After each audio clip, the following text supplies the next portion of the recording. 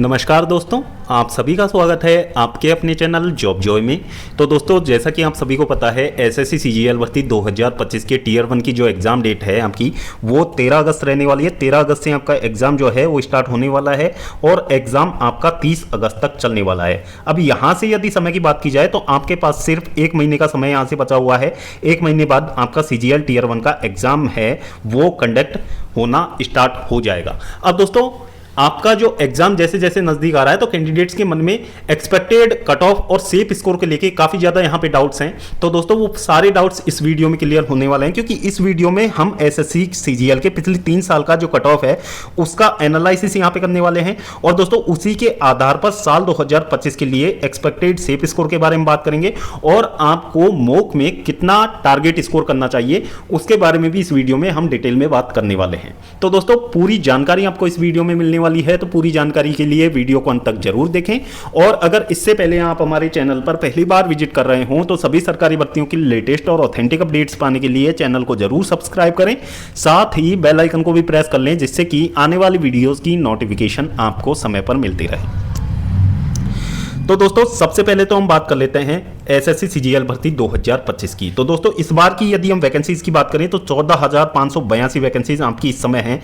और दोस्तों, वैकेंसीज आपकी धीरे धीरे करके रिपोर्ट होने लग रही हैं। अभी पीएसए की वैकेंसीज आपकी रिपोर्ट होना बाकी हैं। इसके अलावा भी कई ऐसे डिपार्टमेंट्स हैं जिन्होंने कि अभी तक अपनी वैकेंसीज रिपोर्ट नहीं की हैं। तो वैकेंसीज आपकी अच्छी खासी संख्या में रिपोर्ट होने वाली है। उम्मीद ये लगाई जा रही है कि पिछली बार के बराबर ही इस बार आपको वैकेंसीज देखने को मिल सकती हैं। आपकी वैकेंसीज जो हैं फाइनल वैकेंसी टेबल आने तक 18,000 होने की संभावना है। अब दोस्तों, ये तो हो गई वैकेंसीज की बात। अब यहां से यदि बात करें कि कितना टारगेट स्कोर हमें मॉक टेस्ट में रखना चाहिए जिससे कि सीजीएल टीयर 1 क्लियर करने में हमें कोई दिक्कत ना आए, तो दोस्तों उसके लिए सबसे पहले प्रीवियस ईयर्स की जो कट ऑफ है उस पर एक बार नजर डाल लेते हैं। तो सबसे पहले हम बात करते हैं साल 2022 की। तो साल 2022 एक ऐसा साल था जिसमें एसएससी का जो एग्जाम पैटर्न था वो चेंज कर दिया गया था। और एग्जाम पैटर्न चेंज होने के साथ ही साल 2022 में एसएससी की अभी तक की सबसे बड़ी भर्ती उस समय देखने को मिली थी। उस समय यदि वैकेंसीज की बात करें तो आपकी जो वैकेंसीज थी 36,012 पोस्ट पे ये वैकेंसीज आई थी। फिर 36,012 पदों पर जब ये भर्ती आई थी तो उस समय यदि हम कट ऑफ की बात करें तो यूआर के कट ऑफ की बात करें यहाँ पे, तो यूआर का कट ऑफ 114.27 नंबर चला गया था। तो दोस्तों, कट ऑफ यहां पे यदि देखा जाए, इससे पहले का डाटा यदि उठा के देखा जाए तो उसके अकॉर्डिंग कट ऑफ काफी ज्यादा हाई गया था आपका, क्योंकि इससे पहले जब वैकेंसीज आपकी 8,800, 9,000, 7,000, 7,000, 4,000 तक आती थी, उस समय तक आपकी जो कट ऑफ थी वो 100 के आसपास ही रहती थी। लेकिन 36,012 पद आने के बावजूद जो आपकी कट ऑफ थी 114 नंबर चली गई थी। तो इसका मतलब आप समझ सकते हो, क्योंकि जो कैंडिडेट्स हैं जो एसएससी सीजीएल की तैयारी कर रहे हैं तो उनके पास में जो स्टडी मटेरियल है वो इजीली अवेलेबल हो रहा है और जो स्टडी का जो लेवल है वो थोड़ा सा बढ़ गया था। तो इस वजह से आपकी जो कट ऑफ थी वो इतनी गई थी। और दोस्तों, यहां पे यदि हम बात करें कि टीयर 2 के लिए कितने कैंडिडेट शॉर्टलिस्ट किए गए थे, तो दोस्तों ऑलमोस्ट वैकेंसीज के 15 गुना कैंडिडेट यहां पे शॉर्टलिस्ट किए गए थे। तो टीयर 2 के लिए शॉर्टलिस्ट होने वाले कैंडिडेट्स की यदि हम बात करें साल 2022 में, तो 3,60,432 कैंडिडेट को टीयर 2 के लिए शॉर्टलिस्ट किया गया था। अब इसके बाद में बात कर लेते हैं साल 2023 की। तो साल 2023 में यदि हम वैकेंसीज की बात करें तो वैकेंसीज पिछली बार की तुलना में बहुत ज्यादा कम देखने को मिली थी। 8,415 पदों पर यह भर्ती निकाली गई थी। 8,415 पद थे आपके एसएससी सीजीएल भर्ती 2023 में। फिर दोस्तों, 8,415 पदों के लिए जब टीयर 1 का आपका जो एग्जाम है वो कंडक्ट करवाया गया था तो उस समय जो यूआर का कट ऑफ गया था उस समय तक का सबसे हाईएस्ट कट ऑफ उस समय दर्ज किया गया था। यूआर की जो कट ऑफ गई थी उस समय वो 150 नंबर चली गई थी। यानी कि एसएससी के इतिहास में साल 2023 से पहले इतनी जो कट ऑफ थी वो कभी दर्ज नहीं की गई। साल 2023 वह पहला साल था जब एसएससी में जो कट ऑफ का आंकड़ा था वो 150 तक चला गया था। यानी कि जो उस समय का कंपटीशन लेवल का आप लोग अंदाजा लगा सकते हैं कि कितना भयानक कंपटीशन लेवल रहा होगा, जिससे कि कट ऑफ आपकी 150 चली गई एसएससी जैसे एग्जाम में। और उस समय यदि हम बात करें तो एसएससी ने छोटे मोटे चेंजेस भी वहां पे किए थे कि टीयर 2 के लिए एसएससी ने सिर्फ आपके 10 गुना कैंडिडेट्स को ही शॉर्टलिस्ट किया था। ज्यादा कैंडिडेट्स आपके शॉर्टलिस्ट नहीं किए गए थे। एसएससी सीजीएल भर्ती 2023 के टीयर 2 में सिर्फ 10 गुना कैंडिडेट को ही शॉर्टलिस्ट किया गया था उस समय यदि शॉर्टलिस्टेड कैंडिडेट्स की यदि हम बात करें तो टीयर 2 के लिए मात्र 71,112 कैंडिडेट्स को शॉर्टलिस्ट किया गया था। अब इसके बाद में बात करें साल 2024 की, तो दोस्तों साल 2024 में जो वैकेंसीज थी वो 18,174 वैकेंसीज थी। और दोस्तों यहां पे यदि 18,174 पदों के लिए टीयर 1 के एग्जाम की कट ऑफ की हम बात करें तो यूआर का अभी तक का रिकॉर्ड यहां पे कट ऑफ दर्ज किया गया था 153 नंबर। 153 नंबर आपका टीयर 1 का कट ऑफ गया था। और आप लोगों को अच्छे से पता होगा साल 2024 के टीयर 1 का रिजल्ट आने के बाद में बहुत बड़ा बवाल इसके ऊपर हुआ था और बहुत बड़े सवाल यहां पे एसएससी की ट्रांसपेरेंसी पे खड़े हो गए थे कि एसएससी आखिर नॉर्मलाइजेशन करके इतने ज्यादा यहां पे कट ऑफ को कैसे बढ़ा सकती है। तो दोस्तों कट ऑफ बढ़ने के पीछे सिर्फ नॉर्मलाइजेशन ही एक कारण नहीं है, इसके पीछे अनेकों कारण हैं। एक तो बढ़ती हुई जो बेरोजगारी है वो भी इसका एक कारण है और दूसरी चीज डे बाय डे जो कैंडिडेट्स का यहां पे कंपटीशन बढ़ रहा है, जो कंपटीशन लेवल है उसके बढ़ने की वजह से भी कट ऑफ इतना ज्यादा चला गया। क्योंकि एसएससी एक ऐसी एग्जाम है जिसमें आईएएस लेवल का भी बंदा बैठता है और उसमें ग्रुप डी लेवल का भी बंदा एग्जाम देता है। तो दोस्तों सभी चीजें यहां पे होती हैं और सबसे मेन चीज जो कट ऑफ को बढ़ाने में सहायक होती है वो होती है रिपीटर्स की अटेंडेंस। यानी कि जो कैंडिडेट्स ऑलरेडी एसएससी की किसी ना किसी भर्ती में सेलेक्ट हुए होते हैं वे भी कैंडिडेट एसएससी के साल दर साल एग्जाम्स में अपीयर होते रहते हैं, जिस वजह से यहां पे कट ऑफ साल दर साल इतना ज्यादा बढ़ता जा रहा है।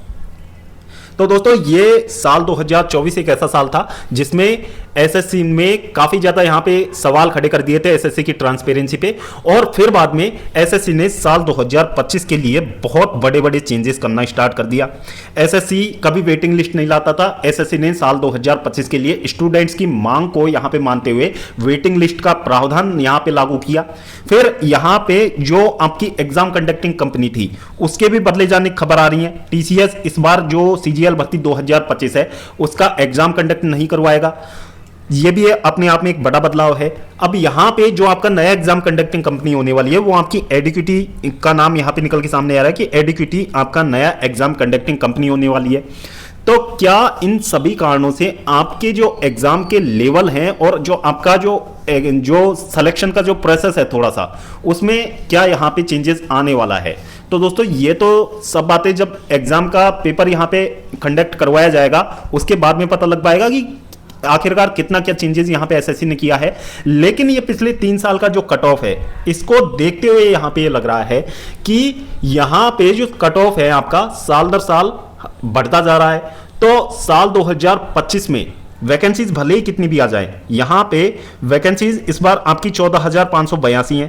तो टीयर 1 का सिलेक्शन इन्हीं वैकेंसीज के आधार पर होगा क्योंकि यहां पे जो फाइनल वैकेंसी टेबल आएगा उसमें बढ़ने वाली है आपकी वैकेंसी। लेकिन टीयर 1 में जो कैंडिडेट शॉर्टलिस्ट किए जाएंगे यानी कि वैकेंसीज के लगभग 10 गुना कैंडिडेट को यहां पे शॉर्टलिस्ट किया जाएगा। आप ये मान सकते हैं यहां पे 1,45,000 के लगभग कैंडिडेट्स को यहां पे टीयर 2 के लिए शॉर्टलिस्ट किया जाएगा। तो यहां पे टीयर 2 के लिए शॉर्टलिस्ट होने के लिए आपको कितना यहां पे सेफ स्कोर चाहिए। तो दोस्तों आप ये मान के चलिए कि जब पिछली बार कट ऑफ आपका 153 नंबर गया था, वैकेंसीज आपकी 17,000 की समथिंग थी, तब जाके वहां पे 153 नंबर कट ऑफ गया था। तो इस बार आप ये मान के चलिए कि 150 नंबर तो आपको मिनिमम चाहिए ही टीयर 1 क्लियर करने के लिए।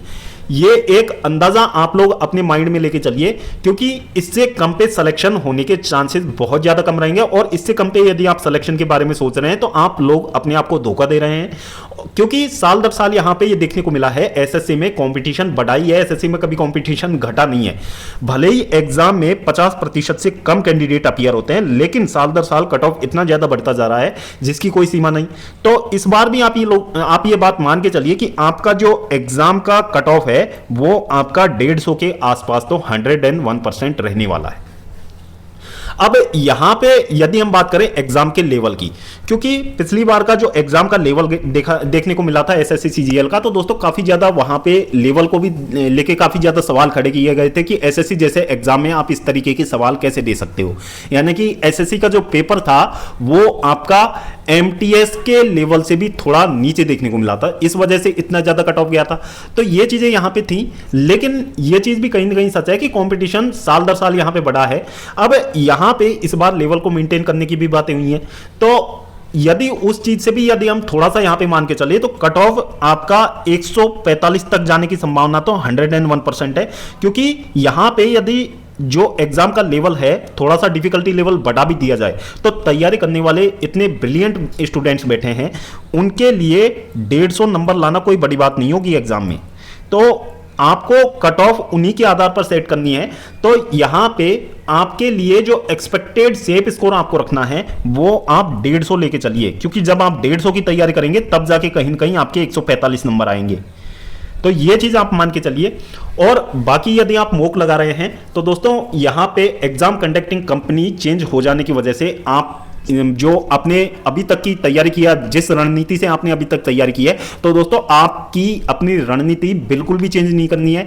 भले ही यहां पे एग्जाम कंडक्टिंग कंपनी आपकी चेंज हो जाए, लेकिन एग्जाम का पैटर्न आपका वही रहना है, सवालों के कॉन्सेप्ट आपके वही रहने हैं, तो चीजें वहीं से ही आने वाली है, कुछ नया नहीं होगा वहां पे।